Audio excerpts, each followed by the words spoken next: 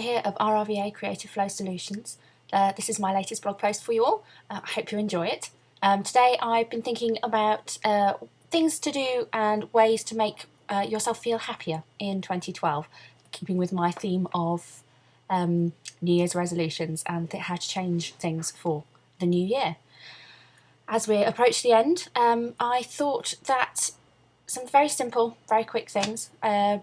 My top one is to be clearer with yourself about what you want to achieve both this year and in life in general.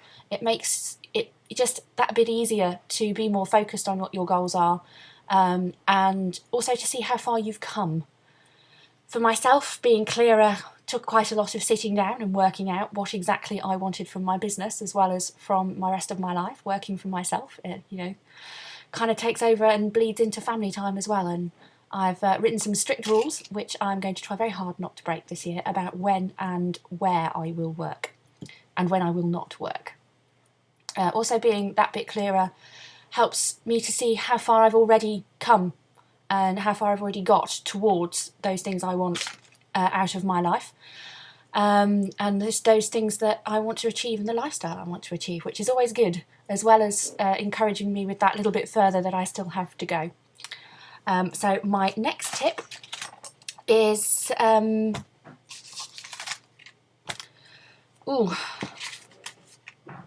keep it simple, I think, rather than getting overly complicated with your goals. It kind of links in with the being clear, because complicated just puts me off. I don't know about you, but it really does. If it looks complicated, it looks hard, I'm not really going to try that hard to get there.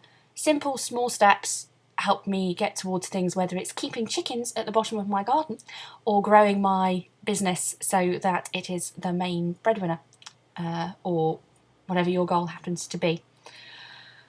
I think linked in with that as well is about support, about something I learned in 2011, which is establishing a Team You.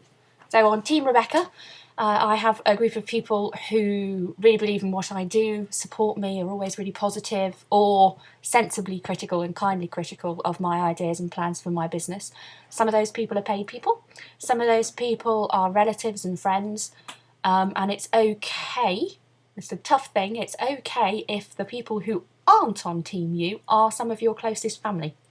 Because it's okay to they have their opinion, they're entitled to their opinion. You don't have to listen to it you can hear it, you don't have to listen to it. It's the kind of opposite of what we try to tell our children about, you might look like you're listening, but are you hearing what I'm saying? Sometimes it's okay to just tune that bit out, because especially if it's negative about running your own business. They don't necessarily understand, they don't necessarily want to change how they view what you do. That's okay, that's fine. You just don't have to listen. You listen to the people who are like, yay, go you! That's who you need to have around you. And I guess with that, you actually need to speak to those people rather than just knowing they're kind of over there going, yay, Rebekah. You actually need to chat with these people, be it online or in coffee shops. Yeah, woohoo, Starbucks.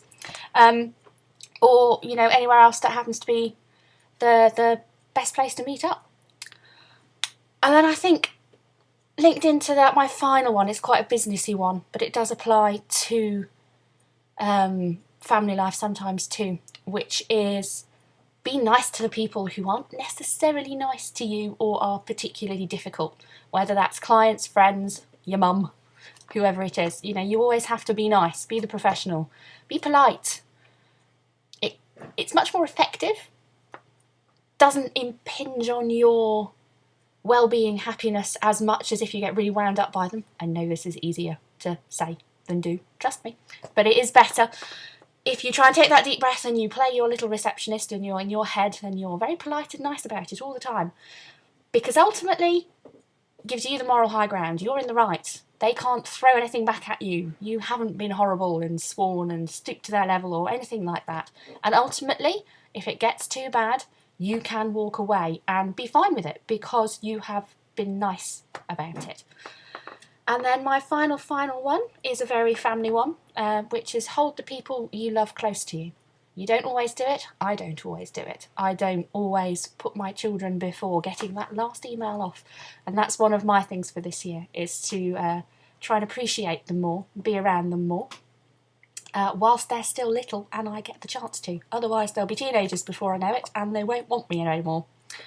So there you go, that's RRVA's little thoughts on how to have a happier 2012. I'd love you to share your ideas and thoughts, or if you think that I'm a rambling idiot.